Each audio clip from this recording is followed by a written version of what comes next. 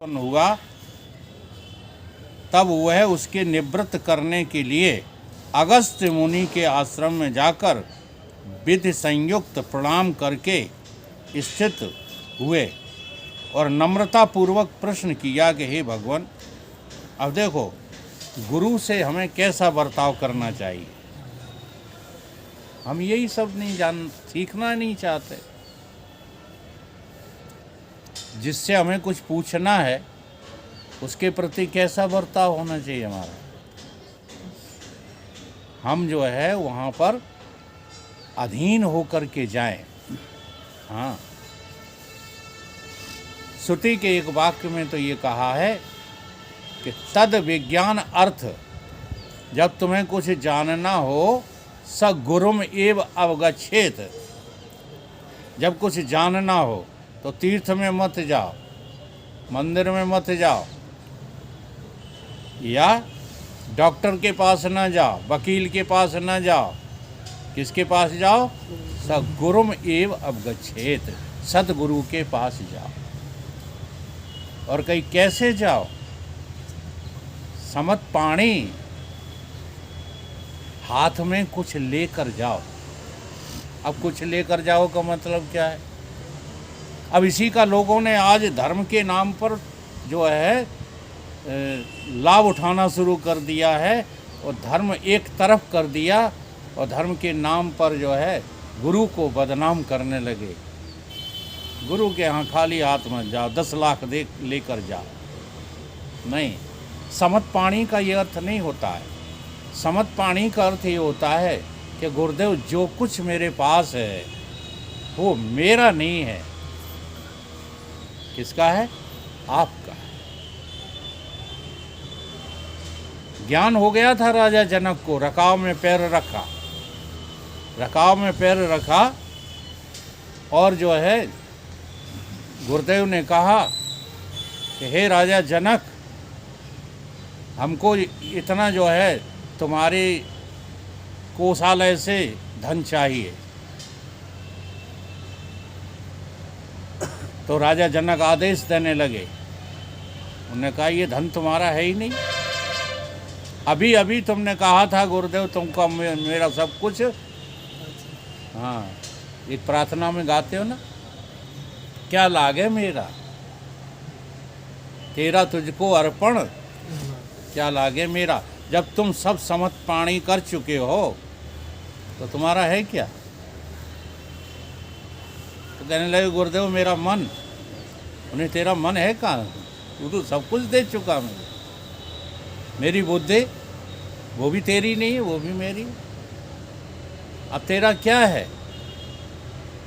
तो कहने लगे मेरा इस तरह कुछ नहीं है। तू है कि नहीं है? तुरंत राजा जनक को ज्ञान हो गया। इसलिए शास्त्रों में आया है कि रकाब में पैर रखते रखते गुरु ने राजा जनक को ब्रह्मबोध करा दिया। तो सच्चाई से इतनी जल्दी जो है मोक्ष होता है, और सच्चाई नहीं आती जब तक, तब तक लगे रहो चाहे जितने वर्षों तक।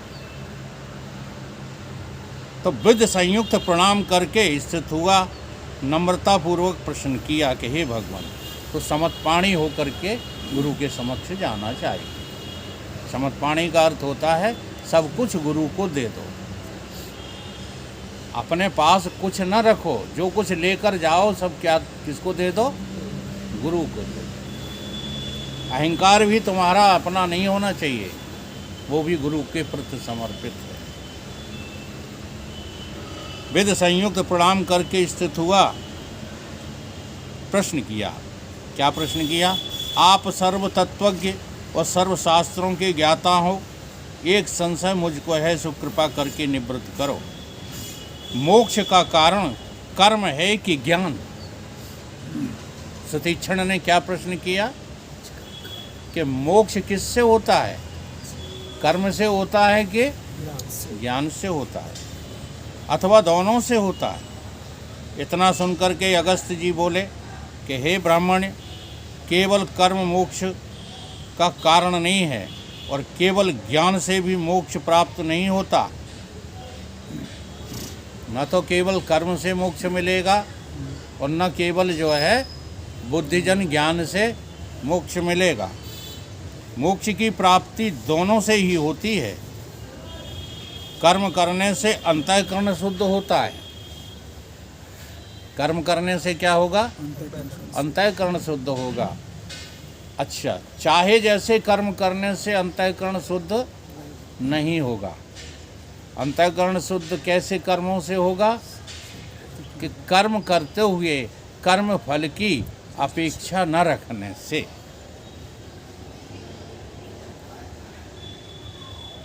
कर्म फल की अपेक्षा रखोगे तो कर्म से अंतःकरण शुद्ध नहीं होगा,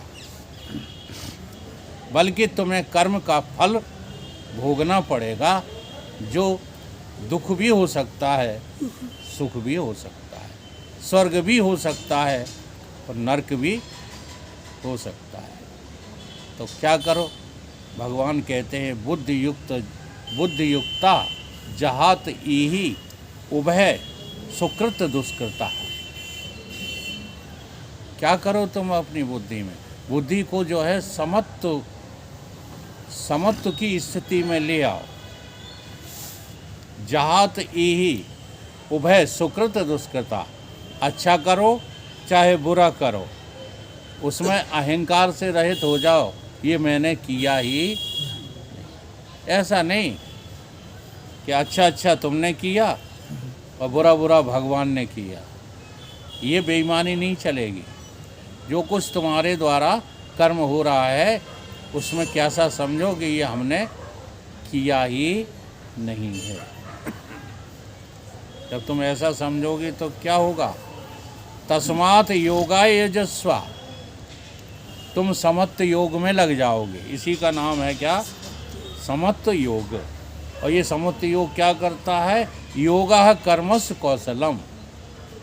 तुम्हारे कर्म को जो है बंधन से रहित कर देता है।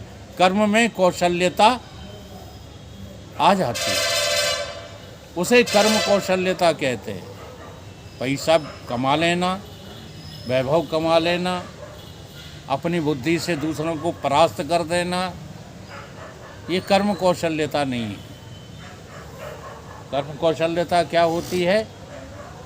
जिसमें कामना नाम मात्र को न रहे जिस कर्म में, और तो वो कर्म जो होगा उसे कर्म कौशल्यता कहते हैं। अंतःकरण उसी से शुद्ध होता है। मोक्ष नहीं होता कर्म से। निष्काम कर्म से भी मोक्ष नहीं होता, अंतःकरण की शुद्धि होती है। और अंतःकरण की शुद्धि के बिना केवल ज्ञान से भी मुक्ति नहीं होती। अब ज्ञान तो सबको हो गया।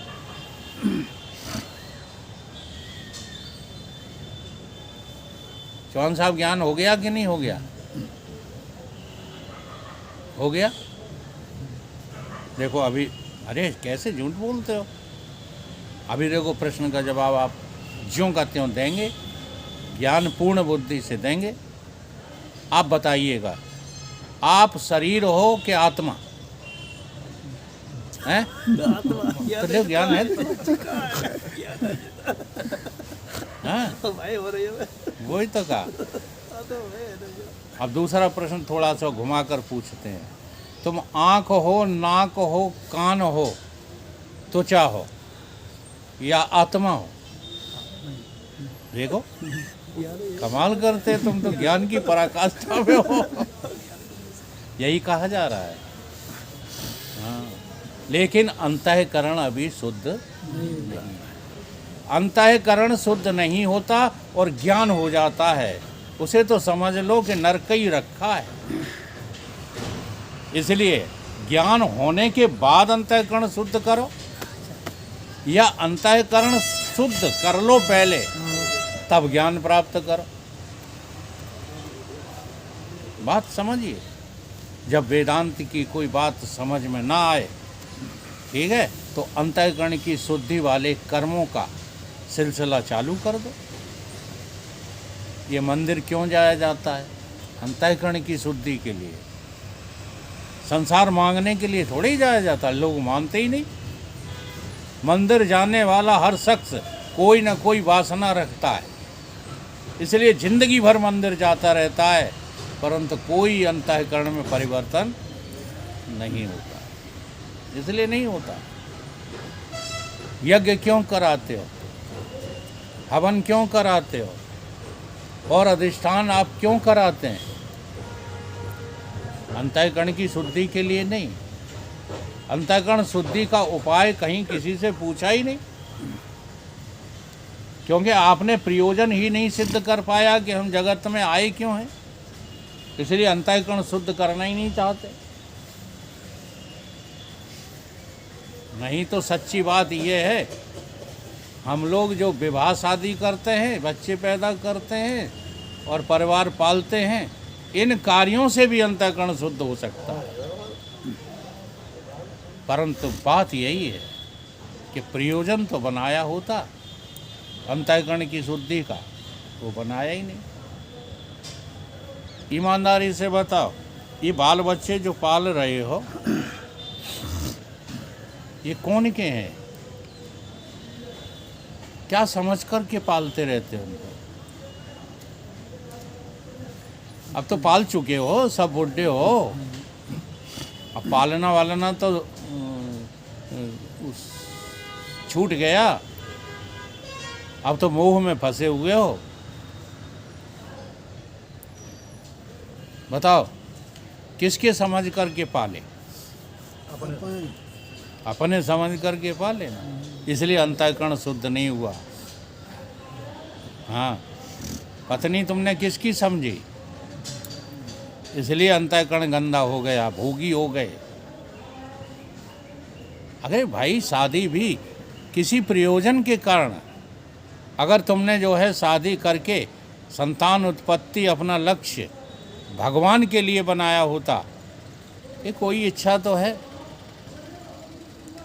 देखो, समझ तो हमें भी नहीं आई उस समय तक कि ये गुरुदेव ने ऐसा क्यों किया।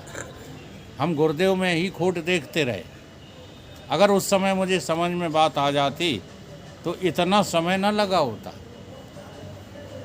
गुरुदेव के सामने मैंने बैराग की स्थिति रखी, कहा, हे गुरुदेव, मुझे अपनी शरण में ले लो, मुझे विवाह नहीं करना, मुझे शादी नहीं करना, मुझे गृहस्थी में मन ही नहीं लगता। गुरुदेव ने जो है डांट दिया। गुरुदेव ने कहा कि तुम्हें गृहस्थी बनाना पड़ेगी, माता पिता के साथ रहो, उनके कहे अनुसार शादी विवाह करो, बच्चे अच्छे पैदा करो, सब करो, और ज्ञान के लिए केवल मेरी शरण में रहो। तो उनकी बात हम समझ नहीं पाए। असल में उनका वहाँ कहना क्या था, शादी भगवान के लिए करो, पत्नी भगवान की है, तुम्हारी नहीं है। अरे किसने जो है बनाया उसको? हमारी पत्नी को हमने बनाया क्या? देखो, दोनों बातें हैं। पत्नी को हमने बनाया भी नहीं और बनाया भी। शादी से पहले वो तुम्हारी पत्नी थी। मान लीजिए शादी के पूर्व वही लड़की हमको मिल जाती कहीं रास्ते में, तो हम सभ्यता से कौन सा शब्द इस्तेमाल करते हैं? करते कि नहीं करते? अब तुम अपनी पत्नी को बहन जी कह सकते हो? अगर तुम अब बहन जी कहते हो तो अधर्मी हो, ठीक है, और तब बहन जी कहते तो तुम धर्मात्मा थे। और है तो वही, औरत वही है। बात समझिए। तो क्या है इसमें? इसमें कुछ नहीं है। तुमने अपनी वासना की पूर्ति के लिए पत्नी बनाया, तुमने भगवान के लिए पत्नी नहीं बनाया। अगर भगवान के लिए बनाया होता तो बच्चे पैदा करना भी धर्म का काम है, अधर्म नहीं है। तो यहाँ कहा जा रहा है कि अंतःकरण की शुद्धि कर्म से कैसे होगी? जब कर्म करते हुए तुम कर्म फल की अपेक्षा को अपने से बहुत दूर रखोगे तो अंतःकरण शुद्ध होने लगेगा। फिर अंतःकरण की शुद्धि के उपरांत ज्ञान पैदा होता है और तब ज्ञान से मोक्ष होता है। ऋते ज्ञानेन मुक्ति। जैसे दोनों पंखों से पक्षी आकाश मार्ग में सुख से उड़ता है, वैसे ही कर्म और ज्ञान दोनों से मोक्ष की प्राप्ति होती है, किसी जो है एक से नहीं। लेकिन कर्म और ज्ञान का समन्वय नहीं हो सकता। जब आप ज्ञान में आएंगे तो कर्म छूट जाते हैं। जब कर्म कर रहे होते हो तब तुम्हें ज्ञान नहीं होता है। और ये दोनों चीज़ें एक साथ समन्वित रूप से यदि कोई सिद्ध करता है तो वो पाखंडी है, वो साधक नहीं है, वो धर्मात्मा भी नहीं है, वो भगवान का उपासक भी नहीं है और कर्मकांडी भी नहीं है। वो तो भगवान के प्रति बेईमान है।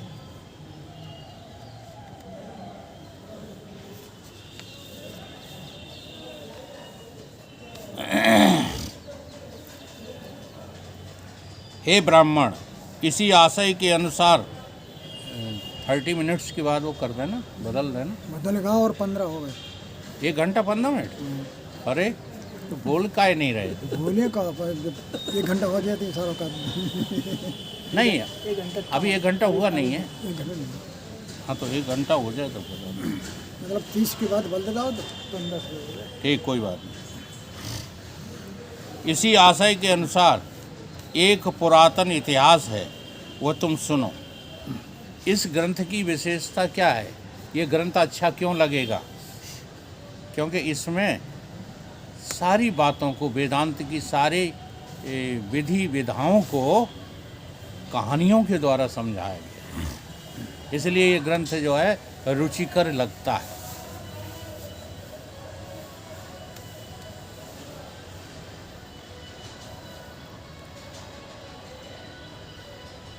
अब तुम उस इतिहास को सुनो। अग्निवेश का पुत्र कारण नाम ब्राह्मण गुरु के निकट जाकर के खट अंगों सहित चारों वेद अध्ययन करके अपने घर आया और कर्म से रहित होकर तृष्णी हो स्थित रहा, अर्थात संशय युक्त हो कर्मों से रहित हो गया। संशय तो उसे बने रहे लेकिन कर्म करना छोड़ दिए। निष्काम कर्म नहीं किए, कैसे बैठा रह गया? जैसे पाखंडी बैठा रह जाता है कि लो अब हम कुछ करते ही नहीं। जब उसके पिता ने देखा कि कर्मों से रहित हो गया है तो उसने कहा कि हे पुत्र, तुम कर्म क्यों नहीं करते? तुम कर्म के न करने से सिद्धता को कैसे प्राप्त होगे? जिस कारण तुम कर्म से रहित हुए हो वह कारण कहो। तो कारण बोला कि हे पिता, तुमको संशय उत्पन्न हुआ है, इसलिए कर्म से निवृत्त हुआ हूँ। वेद में एक ठौर तो कहा है कि जब तक जीता रहे तब तक कर्म अर्थात अग्निहोत्रादिक करता रहे, और एक ठौर कहा है कि न धन से मोक्ष होता है, न कर्म से मोक्ष होता है, न पुत्र से मोक्ष होता है, और न केवल त्याग से ही मोक्ष होता है। इन दोनों में क्या कर्तव्य है? मुझको यही संशय है, सो आप कृपा करके निवृत्त करो और बतलाओ कि क्या कर्तव्य है। ये 2 तरह का संशय है। वेदों में, श्रुतियों में दोनों तरह की बातें आई हैं। श्रुति में ये भी बात आई है, कुर्वन् एव हि कर्माणि, जब तक जियो तब तक कर्म करते रहो, एक ये आई है। और दूसरी जगह ये बात भी आई है कि न धन से, न वैभव से, न कर्म से, न पूजा से, न पाठ से, न वेदाध्ययन से, किसी से भी मोक्ष नहीं होता। मोक्ष तो केवल ज्ञान से होता है। अब ये 2 बातें वेदों में क्यों आई हैं, ये मुझे संशय है। उस ब्राह्मण ने अपने पिता से ये प्रश्न किया। देख लो, पिता पुत्रों में भी पहले मोक्ष की चर्चाएं हुआ करती थी हैं, आज तो पहलवानी होती है पिता और पुत्र। वो कहते हैं कि हाँ तुमने गम नहीं खाया, चलो और कुछ नहीं कहते, ये तो कहते हैं तुमने हमें पैदा काहे करी। ठीक है, जब कोई बात पिता कहे नाराज होके तो पुत्र क्या कहते हैं, तुम पैदा ही क्यों किया मुझे। हाँ, बल्कि बहुत गंदी गंदी बातें करते हैं। तो मुझको कृपा करके कहिए कि मेरा क्या कर्तव्य है। अगस्त्य बोले कि हे सुतीक्षण, जब उस पुत्र ने पिता से ऐसा कहा तब अग्निवेश बोले कि हे पुत्र, एक कथा जो पहले हुई उसको सुनकर हृदय में धारण कर, फिर जो तेरी इच्छा हो सो करना। अब कथा में से कथा निकली, पहले सुतीक्षण में और उनमें अगस्त जी में जो है चल रहा था प्रश्नोत्तर, फिर ब्राह्मण और उसके पुत्र में आ गया। अब एक और कथा जो है उन्होंने शुरू कर दी कि एक कथा सुन। एक काल में सुरुचि अप्सरा, जो संपूर्ण अप्सराओं में उत्तम थी, हिमालय पर्वत के सुंदर शिखर पर, जहाँ के देवता और किन्नरगण जिनके हृदय कामना से तृप्त थे, अप्सराओं के साथ क्रीड़ा करते थे, और जहाँ गंगा जी के पवित्र जल का प्रवाह लहरें ले रहा था, बैठी थी। कौन? अप्सरा। उसने इंद्र का एक दूत अंतरिक्ष से चला आता देखा, और जब निकट आया उससे पूछा, अहो सौभाग्य देवदूत, तुम देवगणों में श्रेष्ठ हो, कहाँ से आए और कहाँ जाओगे, सो कृपा करके कहो। देवदूत बोला कि हे समुद्रे, अरिष्ट नेमि नामक एक धर्मात्मा राजऋषि ने अपने पुत्र को राज्य देकर वैराग्य लिया। वह संपूर्ण विषयों की अभिलाषा त्याग करके गंधमादन पर्वत पर जाके तप करने लगा। उसी से मेरा एक कार्य था और उस कार्य के लिए मैं उसके पास गया था। अब इंद्र के पास, जिसका मैं दूत हूँ, संपूर्ण वृत्तांत निवेदन करने के लिए जा रहा हूँ। अप्सरा ने पूछा कि भगवान, वह वृत्तांत कौन सा है, जरा मुझसे कहो। मुझको तुम अति प्रिय हो यह जानकर पूछती हूँ। महापुरुषों से जो कोई प्रश्न करता है तो वे उद्योग रहित होकर के उत्तर देते हैं। देवदूत बोला, हे भद्रे, वह वृत्तांत में विस्तार पूर्वक तुमसे कहता हूँ, मन लगाकर सुनो। जब उस राजा ने गंधमादन पर्वत पर बड़ा तप किया, तब देवताओं के राजा इंद्र ने मुझको बुलाकर आज्ञा दी कि हे दूत, तुम गंधमादन पर्वत पर जो नाना प्रकार के लताओं और वृक्षों से पूर्ण है, विमान, अप्सरा और नाना प्रकार की सामग्री एवं गंधर्व, यक्ष, सिद्ध, किन्नर, ताल, मृदंग आदि वादित्र संग लेकर के जाओ। राजा को विमान पर बैठा के यहाँ ले आओ। तब मैं विमान और सामग्री सहित जहाँ राजा था आया और राजा से कहा कि हे राजन, तुम्हारे कारण विमान ले आया हूँ, इस पर आरूढ़ होकर तुम स्वर्ग को चलो और देवताओं के भोग भोगो।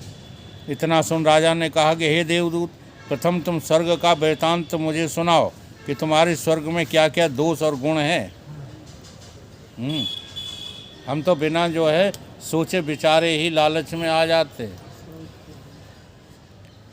किसी ने चमत्कार दिखाया, सोने की एक चीज़ की डबल चीज़ बना दी, तुम लोभ में फंस गए, तुमने पूरा सोना जो है उसके हवाले कर दिया। ठीक है, पहले उसने अंगूठी की 2 अंगूठी बना के दी तो तुम लालची हो गए। अब फिर से उसने कहा आंख बंद करो 10 मिनट के लिए, सारा जेवर लेके चंपत हो गया। अभी अभी की एक घटना, बहुत आजकल जो है राम मंदिर पर सभी लोग आस्था रखते हैं।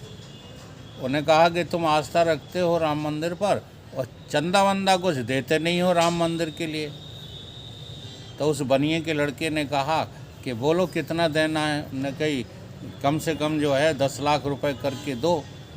तो उसने 10 लाख रुपए करके और उसने जो एड्रेस दिया था उस एड्रेस पर डाल दिया। उसने कहा था कि तुम्हारा नाम वहाँ अंकित हो जाएगा और तुम जो है दूसरे दिन पूछ लेना कि मेरा नाम किस नंबर पर है। चंदा देने के बाद उसी पर दे दिया। वो क्या होता है गूगल पर दे दिए 10 लाख रुपए। दूसरे दिन उन्होंने पूछा तो वहाँ कमेटी से जवाब आया कि यहाँ कोई चंदा एकत्रित नहीं किया जा रहा। राम मंदिर के लिए कोई चंदा एकत्रित नहीं किया जा रहा। जब उसने बिल देखा तो वो 10 लाख रुपए गायब थे और उस एड्रेस पे कोई भी आदमी जवाब देने को तैयार नहीं था। तो ऐसे ऐसे जो है कार्य काय पर हो रहे हैं, तुम्हारे जो है धर्म के नाम पर हो रहे हैं। तो पहले हमें पूछना चाहिए, ऐसे अराधुंध चाहे जिसकी बात को लेकर के। अब देखो ना कितनी भीड़ जो है बागेश्वर महाराज के यहाँ जमा हुई है। कोई पूछता है बागेश्वर महाराज से कि जो काम तुम कर रहे हो इस काम से क्या हमको मुक्ति मिल जाएगी? किसी ने नहीं पूछा। तो आज धर्म की ओट लेकर वो तो पैसे वाले बनते चले जा रहे हैं और तुम सब लोग लुटते रहते हो, पिटते रहते हो छोटी छोटी वासनाओं के पीछे। कोई भी होशियार आदमी जो है, जो अध्यात्म में कुछ थोड़ा समझता है, वो बागेश्वर जैसे पंडितों के और ये अनुरुद्धाचार्य के जैसे पंडितों के, देवकी नंदन जैसे पंडितों के चक्कर में नहीं फंसता। ये प्रभावित करने वाली वाणियाँ हैं। वाक वैखरी शब्द झरी शास्त्र व्याख्यान कौशलम विदुषम विदुषे आनंद भुक्तये नत मुक्तये। इनकी वाणी को सुन सुन करके तुम ज्ञान को उपलब्ध नहीं हो सकते, मोक्ष नहीं हो सकता, बल्कि फंसते ही चले जाओगे, फंसते ही चले जाओगे। तो गुण दोष पूछना चाहिए। पूछा उसने, क्या तुम्हारे स्वर्ग में क्या क्या गुण हैं, क्या क्या दोष हैं, उनको सुन के मैं हृदय में विचार करूँगा। पीछे जो मेरी इच्छा होगी तो मैं चलूँगा। पहले गुण दोष तो बताओ। मैंने कहा कि हे राजन, स्वर्ग में बड़े बड़े दिव्य भोग हैं। जीव बड़े पुण्य से स्वर्ग को प्राप्त होता है। जो बड़े पुण्य वाले होते हैं वे स्वर्ग के उत्तम सुख को पाते हैं। जो मध्यम पुण्य वाले हैं वे स्वर्ग के मध्यम सुख को पाते हैं। जो कनिष्ठ पुण्य वाले हैं वे स्वर्ग के कनिष्ठ सुख को पाते हैं। जैसे फर्स्ट, सेकंड और थर्ड क्लास होते हैं, ऐसे ही स्वर्ग में 3 क्लास हैं, उत्तम, मध्यम और निकृष्ट। ऐसा उन्होंने बताया। तो जो गुण स्वर्ग में हैं वे तो तुमसे कहे।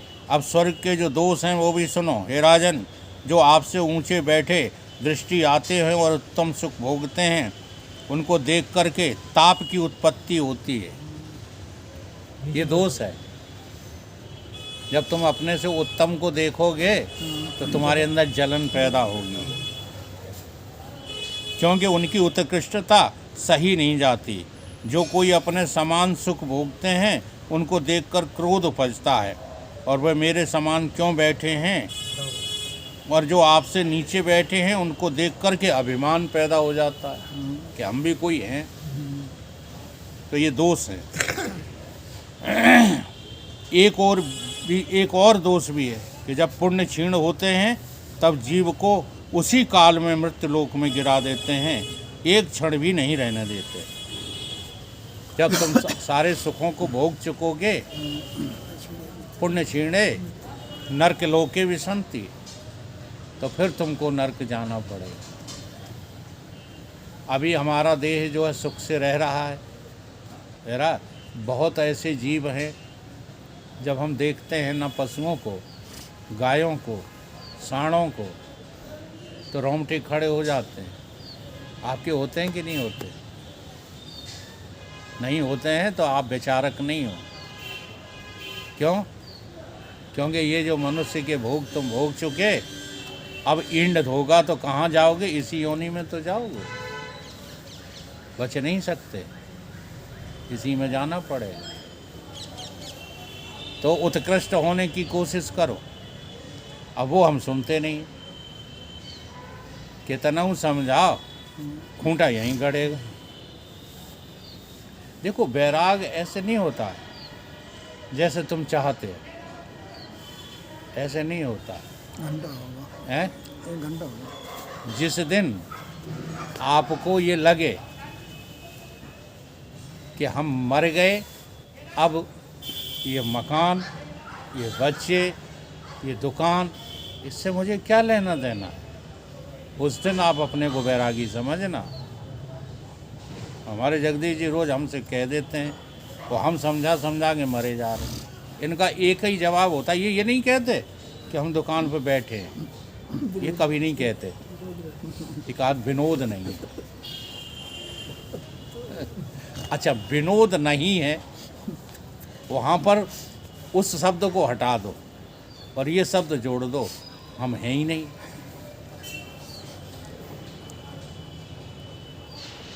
शेख चिल्ली की कथा सुनी है?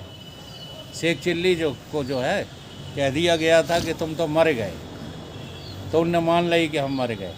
वहाँ से एक सेठ निकला, सेठ ने कहा कोई होता तो हमारा वजन लिए चलता। तो शेख चिल्ली पड़े पड़े कह रहे हैं कि वजन तो हम लिए चलते, लेकिन हम तो मर गए।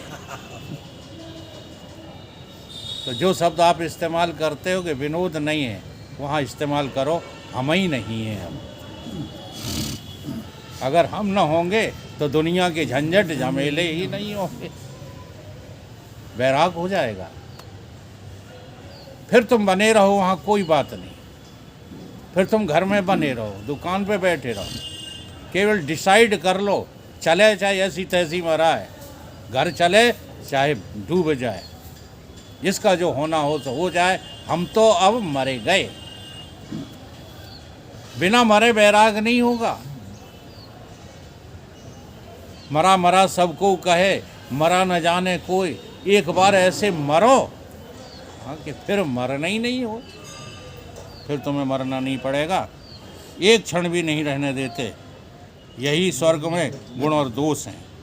हे भद्रे, जब इस प्रकार मैंने राजा से कहा तो राजा बोला कि हे देवदूत, उस स्वर्ग के योग्य हम नहीं हैं और हमको उसकी इच्छा भी नहीं है। जैसे सर्प अपनी त्वचा को पुरातन जानकर त्याग देता है, वैसे ही हम उग्र तप करके ये देह त्याग देंगे। हे देवदूत, तुम अपने विमान को जहाँ से लाए हो वहीं ले जाओ। हमारा नमस्कार। बोलिए सतगुरुदेव भगवान की जय।